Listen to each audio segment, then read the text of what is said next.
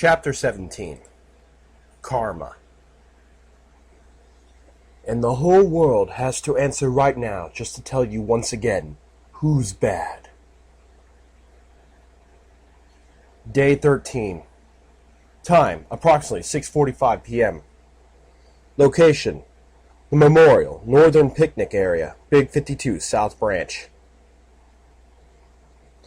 A mare and a stallion trotted along the Big 52, both carrying assault rifles. The mare was wearing heavy security barding, while her companion used a mix of various metal plates welded together in what seemed like a bad attempt at making a scene costume for the Unicorn of Oz school recital.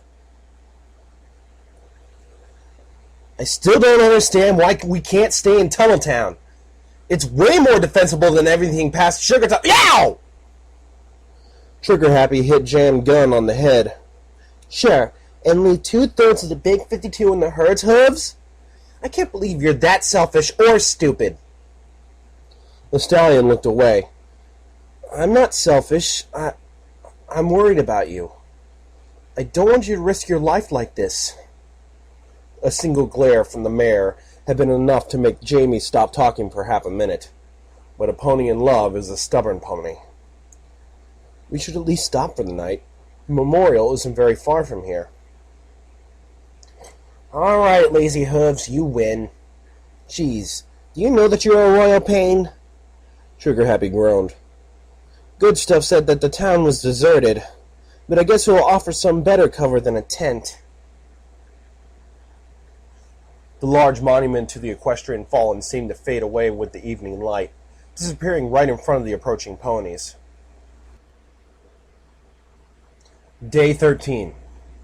Time, approximately 7 p.m. Location, the Memorial, Southern Picnic Area, Big 52, South Branch. As soon as the helmet was fully restored, a pink dot appeared in the middle of its display and began to blink. System successfully rebooted. All functions restored. Diagnostic system is online. Subject 001, puppy smiles, female earth pony. Subject deceased, condition stable, all clear. Puppy slowly opened her eyes, still sleepy. First things first, she had to determine where she awoke. It wasn't a bad dream. The bare hills and the dead trees were still around her. This wasn't the fool's room. Sighing, the filly in yellow got up and tried aligning with the arrow on the compass, but something got her attention. Hey, Mr. Voice? What's that? Analyzing. Tank wreckage. Threat level, none. Not the bullywod, silly voice. Puppy sighed and trotted towards the object of her attention. This blinking thing. Analyzing. Shortwave portable communicator. Researching frequency. Decrypting code. New communication channel detected. Receiving call. Yay! A phone call! Let me take it, please, please, please! I love answering the phone! Puppy cleared her throat. Ahem! Hello, pretty pony. This is me. Mom is not at home. A surprised and angry feminine voice came from the other side of the call. And who the fuck are you? Where's Lucky Charm? Yay! Guessing game! Hi, I'm Puppy Smiles. Who's Lucky Charm? I know a pony named Lucky Strike. Is that okay? The communication was interrupted abruptly, leaving Puppy a little stumped. Aw, stupid phone pranks. Oh well, don't get angry, or they will win this game. Puppy shrugged and trotted away. Attention! Incoming call. Opening communication. Without even giving Puppy the time to reply, the same voice from before started talking rapidly. Okay, listen up, fuckers. I think this frequency isn't safe anymore, but the boss is going to fuck me hard if you don't turn that fucking tank south and bring your fucked, drugged-filled asses right back now. Got it, Lucky? I'll repeat that. Tell Gray and Bleeding to take that tank back right now. This is the last time I'm asking politely. Pretty Pony says funny words. Puppy giggled. If this was a phone prank, it was fun. What the? You again? Fuck! The communication closed for the second time. Puppy tilted her head. That was weird. Maybe we should go away? Affirmative. Primary objective is not in this location. Attention. Incoming call. Opening communication. The same voice as before started talking again. Lucky Charm. Lucky Charm. This is Pony Fort. Come in. Puppy smiled. Nope, but I hear you. Is it okay? The mysterious voice sighed, giving up. Listen, kid. I have no idea who you are, but I'm trying to find some ponies and your radio's causing interference. How are you broadcasting on this frequency anyway? Where did you get the channel encryption code? What? A code? I know it! It's Puppy Smiles, replied the filly. Damn kid, turn off your radio. I'm trying to get in contact with a bunch of worthless dash heads. Unless you have seen a tank roaming free in the wastelands, you have no help at all. Puppy tapped her helmet, trying to focus. A tank? What does it look like? Are you serious? It's big, rusty, has a turret with a big gun, and moves on tracks. The voice paused for a moment, hesitating. Have you seen it? Puppy looked at the still smoking carcass of the behemoth lying not far from her. Does it go bang and boom and toss exploding things? Yep, that's it. So, have you seen it? Uh-huh. Puppy nodded. But it was being a bully, so I hit it with my rocket and it exploded. There was a long pause from the other side of the call before the mayor replied with a dismissive tone. Yes, sure. Now go fuck yourself with a cactus. The call was interrupted again. Puppy shrugged. This new voice was being very odd. Nonetheless, the filly had an arrow to follow and a lot of road to scoot. So she had no time for prank calls. Still, when was she going to have another chance to prank call a prank caller? Mr. Voice? Can you call Ponyport pretty please? Affirmative. Opening connection. The female voice from before replied almost immediately. Ponyfort here. I copy you. Speak. I am looking for... Mr. I am stupid. Puppy couldn't help but laugh. This was a prank she had seen once in the Full Sons, and she had always wanted to try it out. There was a long silence before Ponyfort replied. Really? A prank call? Look, I'm going to find this Mr. Stupid, then he'll come there and spank you so hard that your tail will be sticking out your forehead. Puppy gasped. No! No, please, I'm sorry! Don't spank me, I'll behave! The mayor laughed before replying. Too late, little prankster. Watch your sorry flank because he's already coming for you. Eek! The filly launched herself in a run through the hills, fleeing from the incoming spanker and disappearing behind a hill. Run, yellow prankster, run!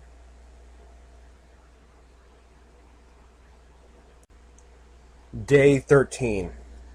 Time, approximately 7:30 p.m. Location, the Memorial Northern Picnic Area, Big 52, South Branch. Not too low, not too high, and especially don't let your enthusiasm drive you, old Pegasus. Lonesome Pony was flying above the hills, looking for some landmark to navigate by. But past Broccoli, the night had begun to fall, and now it was hard to see anything. Damn! I'll have to land for the night if I don't want to fly straight into some raider patrol. Sighing, the Pegasus landed on a barren hill and finally stretched his wings in relief. All right. Let's check where I am. The DJ had kept his pip-up receiver tuned to Radio 52 on a very low volume the whole time. But when the music stopped and Good Stuff began talking, he stopped checking the map in order to listen to the news. Okay, my little ponies. This is Radio 52, and I am DJ Good Stuff. Just, this time there's nothing good. The DJ sighed. She seemed on the verge of tears. Ironworks is no more. I received a communication minutes ago. The herd opened a breach in the factory, and the surviving defenders retreated inside the city stable. The herd seemed to have better weapons, better robots, better everything. Approximately 200 ponies, mostly foals and mares, are now separated from a blood-craving horde of raiders by a stable door. The DJ paused again for several seconds before continuing. I don't know what to say. The hired hooves are reinforcing the Rust Manor garrison and won't move a hoof. But if no pony does something, then all those ponies at Ironworks are doomed. They send a last message desperately pleading for help, begging some pony to save at least their foals. Lonesome Pony sighed, shaking his head. Goody. This way you're helping no pony. I can't believe that the only thing you can do in a moment like this is whine like a fool. Ponies need a voice to guide them, not this. The Pegasus turned his head north, hesitating. Why must I do everything by myself? Sorry, ponies. I'm not used to this, and, well, I guess it's not my problems we are discussing here. But I think that things can still turn for the better. Those ponies in Ironworks are alive, and a stable door is not that easy to open, so think about this. Next time it could be you. Thinking that you are safe just because you are elsewhere doesn't work at all, since the Big 52 is all the same place. If Ironworks dies, then Broccoli will die next, and Rust Manor. The herd will be unstoppable if we let them take a running start. Lonesome Pony raised an eyebrow and closed his wings, listening to the mayor's voice. Good Stuff was becoming more and more confident, as if she finally found the thread of her speech, and now she seemed to know where to take it. But if we stay together and face them before they can become unstoppable, if we go to Ironworks and save the lives of those innocents, well, I think we can still win. The only thing we need is to stick together and face the enemy as one. Lonesome Pony is already flying there. You just have to follow his example and show those mules their place. Not bad. There's a lot of room for improvement. But at least she didn't tell them to run as far as possible. The Pegasus sighed in relief. Alright, maybe I didn't make a mistake leaving her alone. But I'm talking way too much. This is radio, and there should be music playing. So this is for you, Ironworks. Don't give up. Some pony is coming. Hold on, my little ponies. Just believe in each other. You gotta believe.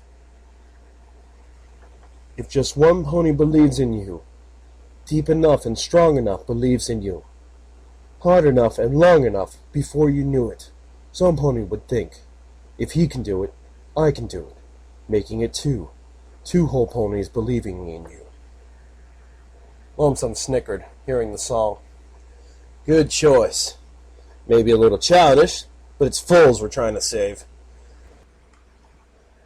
I just hope those mules will get it, or this is going to be the shortest counter-strike ever. The pony smiled a little and trotted away toward the memorial.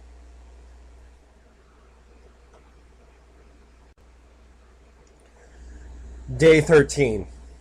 Time, approximately 9 p.m. Location, Wastelands, Big 52, South Branch. The 5 raiders were a little bit stumped. Not only was a foal not supposed to run at them asking for help, the ponies were supposed to die when you shot them repeatedly in the chest. Apparently no pony informed this one. Oh, please, please, please, hide me! He's coming and I have nowhere to run! Please, please, please! Puppy stomped her hooves on the ground. I said I was sorry, but he didn't care! A large earth pony stallion with a scar along his neck approached the foal, while the other 4 ponies kept their weapons pointed at her. Who the fuck are you? What the fuck are you? Who the fuck is after you? And why the fuck are you still alive? The pony noticed that the holes in the foal's suit were already disappearing, and that she hadn't shown the slightest sign of being in pain. Alright, maybe listening to what this creepy foal had to say was a good idea after all. I am... Puppy stopped abruptly. What if one of these ponies was Mr. Stupid? She had to play smart. I am, a ghost! Yes! I am totally the ghost the voice on the radio always talks about. And, my name is absolutely not Puppy Smiles. From the look the ponies gave her, Puppy felt she had to add something. No pony here is called Mr. Stupid, right? The stallion nodded, slowly. Pink eyes gleaming, a yellow containment suit, ignoring gunshots. Yes, that matched with what he had heard about the ghost pretty well. So, you are the ghost of the Big 52. Yep. Puppy nodded. Now that her master's skill at lying was being tested, she had to be strong. She had to be firm. She had to be smart. Show your best poker face, Puppy. And your name is not Puppy Smiles. right? It was working. They were falling for it. Cunning Puppy, master at deceiving. The ghost of the Big 52. Sentry bot killer and town rescuer? That ghost? The other ponies behind the leader took a step back. They seemed afraid of her. Yes, I am! Puppy nodded vigorously. And you want help from us? The stallion seemed a bit confused. Go figure. Yes! Well, that is if no pony's name here is Mr. Stupid. No. My name is Slashblade. The unicorn heir is collateral damage, and his bitch is paper cut. Then we have Stinky Tail and Plastic Flower. The stallion pointed at the last two mares in the group while speaking their names. Besides collateral damage and paper cut, all the others were earth ponies. Puppy Smiles sighed in relief. Phew, that was close. Listen up. There's this mad pony following me. He's super angry because I made a prank call to him, and now he wants to spank me. Can I, hang with you for a bit? So you can tell him I'm a nice pony and he'll go away? Puppy, please? Blade looked back at his companions. The other stallion shrugged, while the three mares didn't seem eager to help. Are you really fleeing from a pony because you played a prank on him and now he wants to spank you? This was getting weird. The filly nodded. The raider raised an eyebrow. Are you retarded? Maybe? Would you help me if I say that I am? The stallion sighed again. He was sighing a lot lately. You're going to follow us anyway, aren't you? Puppy nodded again, smiling.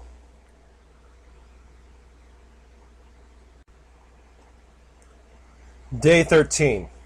Time, approximately 10 p.m. Location, The Memorial, Big 52, South Branch. Mr. White smiled as he floated the canteen back into his saddlebags. So, you dissed the radio and flew all the way here because of a pony you haven't even met. The unicorn snickered. Sort of. And I had a feeling that the wind was changing and, well, I just wanted to be there when it happened. Anyway, I was surprised to find you here, replied Lonesome, looking at the group of ponies in the shack.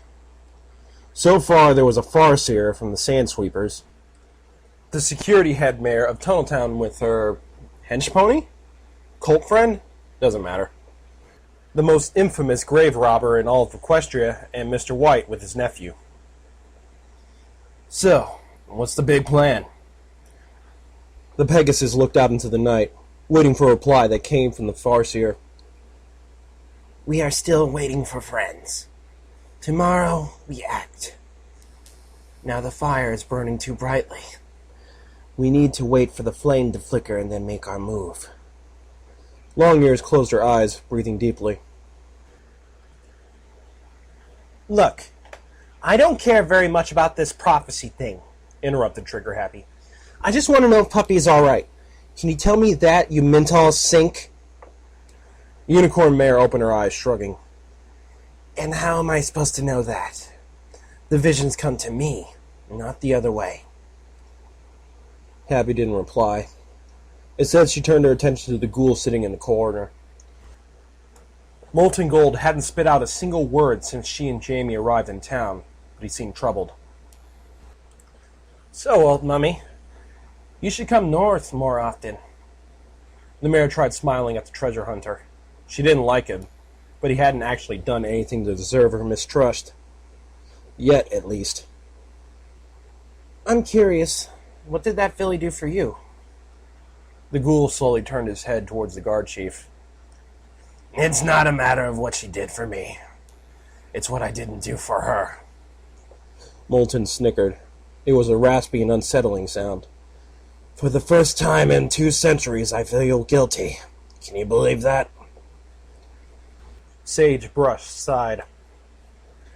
This seemed to be the tell your story moment of their oh-so-pretty slumber party. Spit it out! Most of us will be dead before this little adventure ends anyway. It's not like your secret is going anywhere. The sniper chuckled before continuing. Then we should at least tell each other creepy tales and have a pillow fight. Isn't it a great idea? Mr. White face hoofed. Sage, please shut up. The ghoul shrugged. It's not a real story anyway. I just happen to have known Puppy's mother rainy days. Molten Gold was speaking slowly, with a distant voice. She was some sort of local hero. Nothing special. But in those days, when every pony was scared and confused, she had the resolve to organize a refugee camp and help a lot of ponies. Shaking his head, the grave robber corrected himself. Well, mostly she showed other ponies how to help themselves. They moved on to the next town and did the same thing from the scraps, teaching ponies how to survive. Jamie interrupted the fool. Wait a single fucking second. You knew Puppy's mom and then you met Puppy. What did you tell her? Molten Gold looked straight into the guard's eyes. And what could I tell her? Sorry, but your mom is dead? Have you looked her in the eyes? I sent her to Ivory Tower, hoping that the Rangers would find a way to... The ghoul hesitated, turning his head away. To help her. No pony replied for a moment. Not until Trigger Happy realized the meaning of Molten words. Hey, but Ivory Tower is completely destroyed. You sent a foal there? The mare retrieved her combat rifle. You fucking son of a... Jamie and Lonesome Pony jumped on Trigger Happy, immobilizing her. Whoa, Happy, calm down! She was sighted in broccoli, remember? She's fine! Molten sighed, shaking his head. Well, yes. She should be fine. The funny thing is that even most of the ponies living in Ivory Tower are fine. They just lost their playground. The ghoul smiled. I wouldn't be surprised if some pony told me that the filly did that. Lonesome Pony let Happy go and got himself back on his hooves. The 2 slaves she freed told me that she was like a ghost. Bullets passed through her as if she wasn't even real. And her gleaming pink eyes turned the slavers against each other. The Pegasus weighed his next words carefully before speaking. Do you believe in ghosts? Oh, please, snapped Trigger Happy. Don't even get me started on that. This idiot. She pointed at Jammed. Has asked that ever since Puppy arrived in Tunneltown. Okay, the foal is not a common pony, and I'm not sure she is even a ghoul. But I hugged her, and she is more than solid. White looked out the window. I think we should speculate a little less, and keep an eye on the outside a little more. There are several ponies approaching from the north. All the eyes in the room turned towards Longears, waiting for a response. The Farseer smiled when she got up and walked to the door. They arrived early. Very well. Let's go and meet these famed Applejack's Rangers.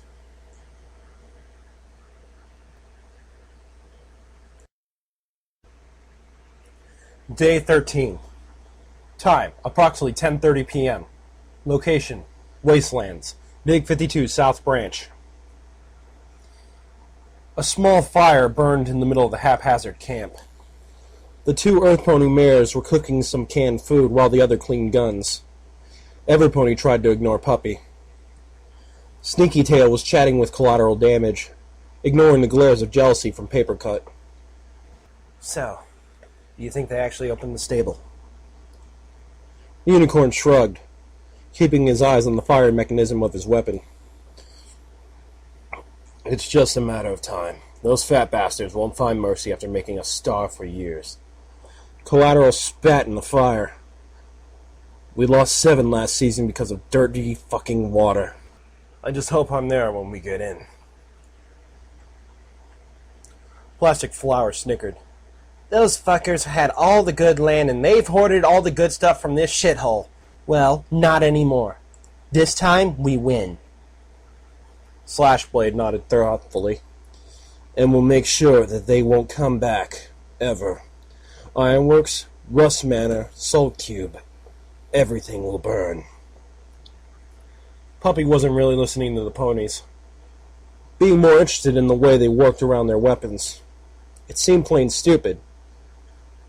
There were better ways to clean something. So, that is how you keep clean your noisy thing? Why don't you wash it? It's easier. Along the trail, Puppy had been in constant pain. An endless torrent of words. The raiders tried scolding her and shooting her, but nothing seemed to work. She simply kept chatting and blah blah blah. The only thing that worked to keep the filly at bay had been the threat of spanking, when no pony was really willing to get physical on a thing that ignored bullet holes in her chest. Besides, the pink gas that poured from those holes seemed dangerous. And even more creepy, it seemed alive. The gun needs to be oiled, unless you want it to jam and explode in your mouth, Papercut explained. Didn't you ever fix anything? Sure! I fix a lot of things! I'm the best fixer ever! Fix things. Like what, brains? The Unicorn Mayor laughed. No, I fixed a radio, then another radio, then a big screen. Then I made my voice friends working again, and they were super happy. I'm a voice fixer, I guess? Paper interrupted her work, now staring at the foal. You can fix electronics. Really? It was now or never. Puppy wanted to impress these pretty ponies so that they will be her friends. And maybe they were going to help if Mr. Stupid came to spank her. And then maybe they were going to help her find Mom, too. Sure! I can fix anything! The unicorn floated a radio receiver in front of Puppy. Prove it. This radio stopped working this afternoon. Since then, we have been cut off from our base. Repair it, and you'll officially be a member of the wild herd. The filly and Yell looked at the radio and giggled. Ah! Last time was a whole room filled with these things. Easy peasy! Whack! Whack! Whack! Puppy struck the ground with the radio until it cracked open. Then she gave a long look inside before nodding knowingly. Yeah, sure. It's really easy. It's broken. The unicorn face-huffed and moved towards the folder retriever, now even more broken than before radio, but Puppy wasn't finished. Now, all I need is to put some pretty stuff inside it. Puppy grabbed an energy cell and stuffed it in the poor radio, then hit it again a couple of times for good measure. Crackling and fizzling, the communicator came back to life. The mayor grabbed the radio from the foal's hooves and activated it. What the? You fixed it! She immediately tried contacting the base. Red Roach standing by. Come in, Pony Fort. Over. Red Roach standing by. Come in, Pony Fort. Over. Oh, come on. All the radios stopped their activity for a moment, listening to the mayor talking in the radio and waiting for a reply. The communicator crackled and spat sparks from its new battery. And with sparks came words. This is Pony Fort. Where the fuck have you been, Red Roach? We were already going to sell your stuff away. While the conversation between Papercut and the raider base continued, the other ponies celebrated by shooting in the air and hitting each other on the back. Puppy giggled a bit, looking at the weird scene until Slashblade approached her, patting the foal on the helmet. Well done, little one. Who knew that you were such an electronic genius? We completely underestimated you. Welcome to the herd. The raider was going to say something more, but his attention was caught by Papercut's expression when the mayor closed the communication. Gray Manor didn't return with the tank. The boss wants us to head back to Ironworks as soon as possible. Plastic Flower shook her head. Those idiots ran away with the tank. I told the boss not to give them too much firepower. Those fuckers had never given a fuck about the herd. They only wanted to see Big 52 on fire. Who cares? Added Stinky Tail. We got other tanks and the robots. We are unstoppable this time. Collateral approached Puppy, putting a hoof on her back. So, little ghost, are you ready to see our base? I don't know. I should go looking for my mom. She's somewhere in that direction. Puppy pointed south. That's fantastic. It's exactly where we're going. Slash patted the foal on the helmet again. Every pony here was a patting pony. Puppy could live with that as long as they didn't spank her. The raider leader continued. Okay, my dirty ponies. We don't sleep tonight. We'll have to trot all night long if we want to reach Ironworks before morning's light.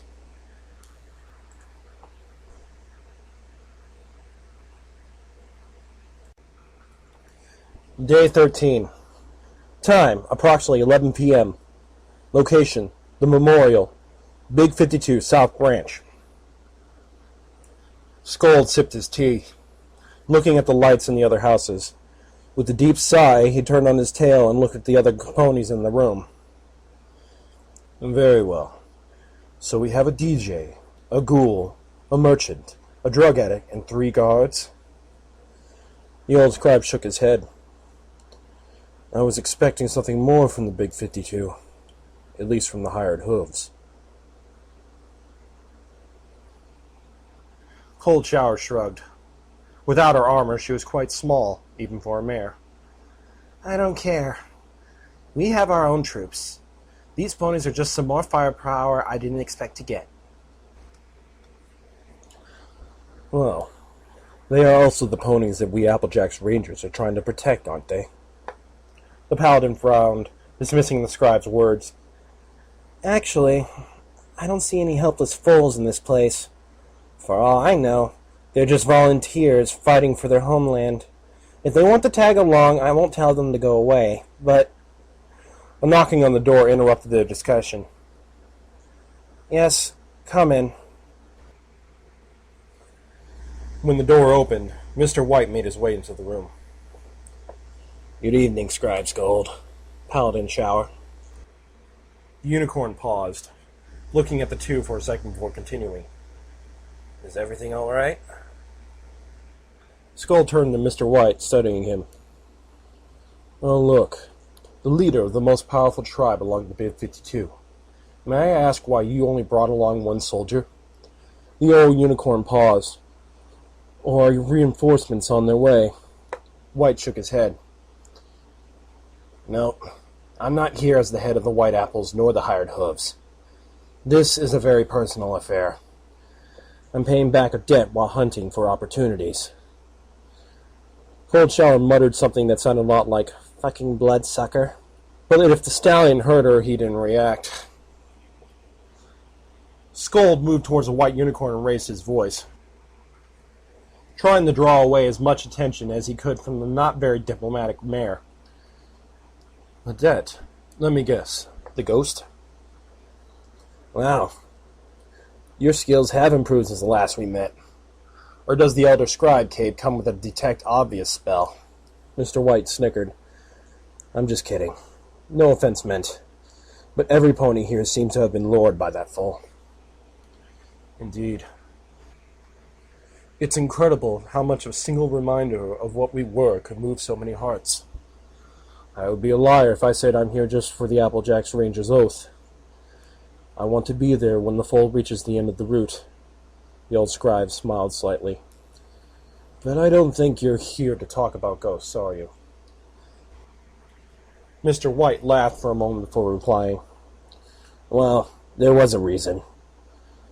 But there's something else. I am a pony of many interests, after all.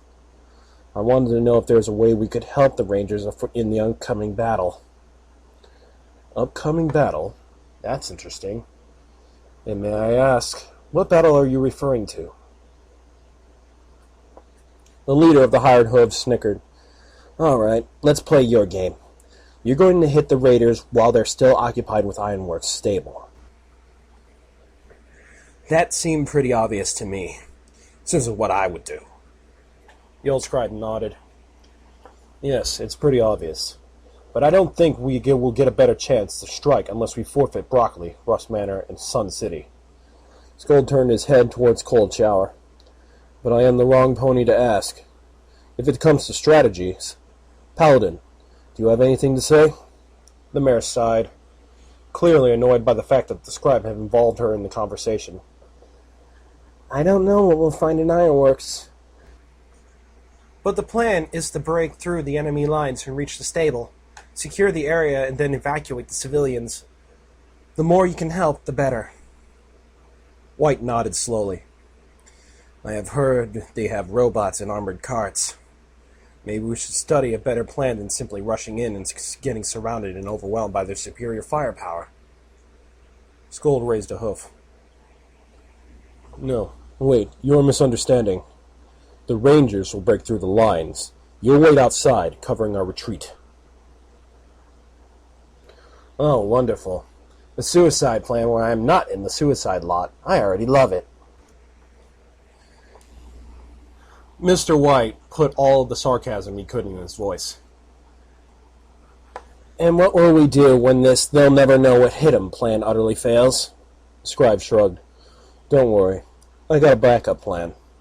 The Rangers will deal with the wild herd, even if we have to bring down the sky.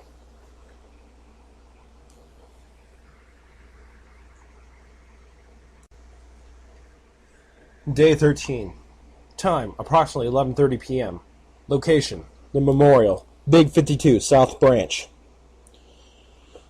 Milton Gold was sitting outside the town's barricade, looking south while smoking a cigarette. He coughed badly, snickering by himself, when Trigger Happy arrived and sat on his left. So you met her mom? The mayor's voice was distant, thoughtful. The ghoul nodded. Yep. She bucked me out of town when I tried to steal some Rad-X. I used a lot of it since I was scavenging irradiated zones. Let me guess. You kept scavenging without the Rad-X. The ghoul snickered again. It was an unsettling sound, like the rattle of a dying pony. Well, he must be some sort of scholar. I blamed the bitch for doing this to me since, forever. But in the end, I always knew it was my fault. Oh well, I'm still alive to tell the story at least.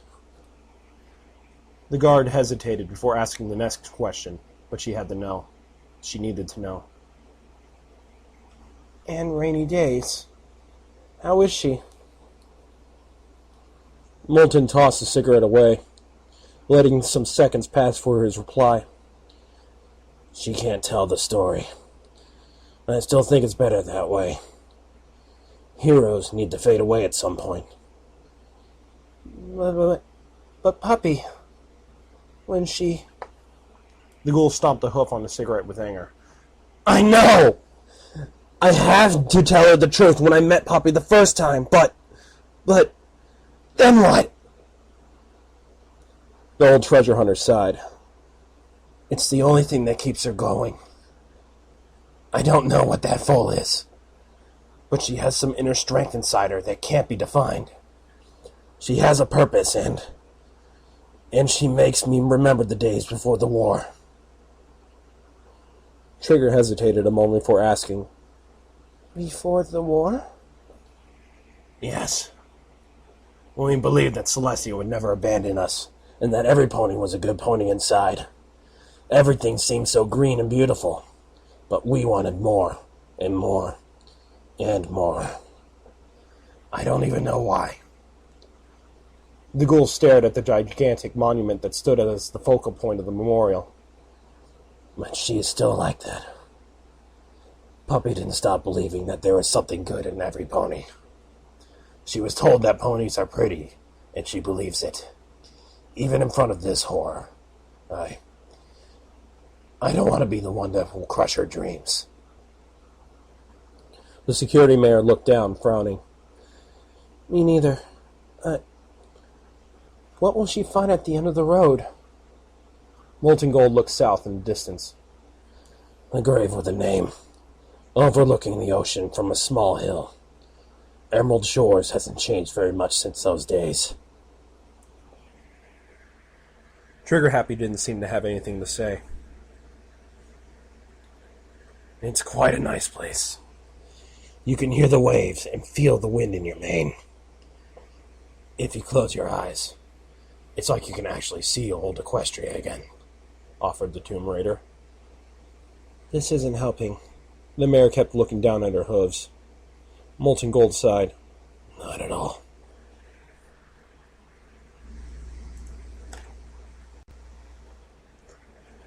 Day 14. Time, approximately 5:30 p.m. Location, Ironworks. Big 52 South Branch. Ironworks was burning. Once upon a time, the place had been a gigantic industrial complex, with structures as tall as skyscrapers, filled with industrial machinery and busy ponies. Before the war, the complex was a steel mill, where iron and coal were used to produce tanks and weapons. But during the last months of the conflict, most of the place had stopped working due to the lack of raw materials. Stabletech had bought part of the structures and built under them a stable, using much of the materials left behind by the factories. It had been a job half done, and was by far one of the least advanced stables ever. This was probably the reason why it actually saved pony lives during the worst days after the apocalypse. Nowadays, Ironworks was a town built entirely inside the main factory complex. The whole place was a fortress, with thick walls and a lot of high positions from which snipers and heavy guns could strike at any approaching hostile. Over the years, the town flourished because of its almost endless stockpile of steel. Obviously, all those resources were a beacon for raiders and other groups that wanted to get rich quick, but Ironworks had already managed to repel their assaults. Until today. Black pillars of smoke rose into the sky, being fed by the fires that consumed the buildings below. Immediately outside the complex, there was a makeshift camp, mostly composed of weathered tents and surrounded with barbed wire. Puppy and her new friends were heading straight to that camp. Oh, don't worry, they won't bug you, because you're with us. Collateral Damage patted the foal on the back to encourage her, but it seemed quite pointless, since Puppy was already smiling and waving at every pony in sight. Hi there! The foal giggled. Look at that mare! She has a super funny mane! Oh, look at that cutie mark! Cool! A unicorn mare with a yellow mane and red coat approached the group. It's about time, you slackers! No. Go fuck a goddess, Fort. Slash turned towards Puppy. She's Pony Fort, our radio operator. She's a bitch. Don't listen to her whining, or you'll become a bitch, too. Puppy didn't know 2/3 of the words that these funny ponies were saying, but they were fun. So she giggled anyway and trotted towards the new mare. Hi, I'm Puppy Smiles. I'm looking for my mom. The unicorn stopped abruptly, now staring at the little filly. Did you say Puppy Smiles? Puppy nodded. Yes! And do you happen to have a radio? The foal nodded again, smiling proudly. That's me. I'm cool, I know. Oh, hey, what are you doing? The unicorn rapped Puppy with her telekinesis and sat down, then put the foal across her legs and raised a hoof. Very well. Let's make this clear. The filly struggled for a moment, trying to break free, but all she could do was wave her hooves in the air. Let me go! Let me go! And then it began. Good! Spank! Fillies! Spank! Don't! Spank! Make! Spank! Prank! Spank! Calls! Spank! Puppy was wailing desperately. But the Red Roach team didn't exactly run into her rescue. Instead, the 5 ponies stared at the scene for the first few seconds, then one by one they started laughing. That seemingly immortal thing was being shown her place by a radio operator with a bad mood. Hell, how in Equestria had they been afraid of that pipsqueak? I'm sorry, please stop, I'm sorry! Puppy was crying like a foal, but the mare didn't seem to stop and simply kept spanking her with every word she spoke. When at last the storm seemed to end, Ponyfort put down the filly and looked straight in her eyes. Now, will you make a prank call again? Puppy didn't say a word. She simply shook her head, trying to look away. Look at me when I'm talking to you. Did you understand that? A radio's not a toy. Something very bad can happen if you keep a frequency occupied that should be used for emergency calls. Puppy was still sobbing. but found the strength to nod slightly. Once the fillies seemed to have learned today's lesson, Kkat stepped in and talked to Ponyfort. Don't be too harsh with her. She kinda fixed our radio. Otherwise, we would have stuck with the original plan and kept patrolling for another 3 days. Paper patted Puppy on the helmet. She's okay. She made a mistake, and now she's learned her lesson. Can we say that you two are even? Ponyfort snorted. If she really learned something, then we are. Fools. What are they good for? Now. Give a hoof to each other and make peace. Puppy is officially Red Roach's mascot, so if you keep being mad at her, we will be mad at you. The radio operator sighed and offered Puppy a hoof. All right. I was done anyway. The filly in yellow slowly moved a hoof towards the unicorn, trying to stop sobbing. Fort grabbed Puppy's hoof and shook it. All right, now we are even. Welcome aboard. Oh, and you should take her to the boss.